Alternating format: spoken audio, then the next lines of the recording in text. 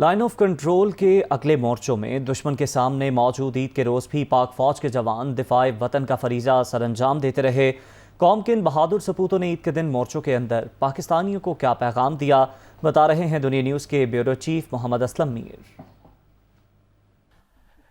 میں اس وقت آزاد کشمیر میں لائن آف کنٹرول پہ موجود ہوں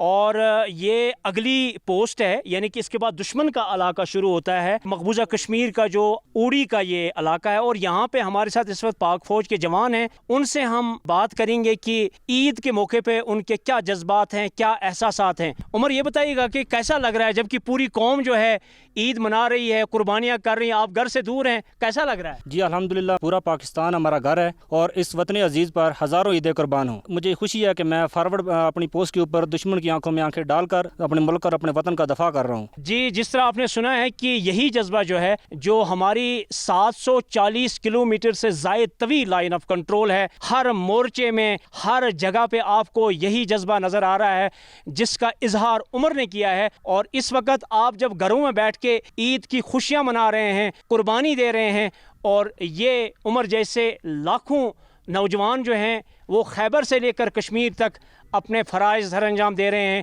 اور دفاعی وطن کے لیے ہر وقت تیار ہیں اور دشمن پر جو ہے وہ کڑی نظر رکھے ہوئے ہیں۔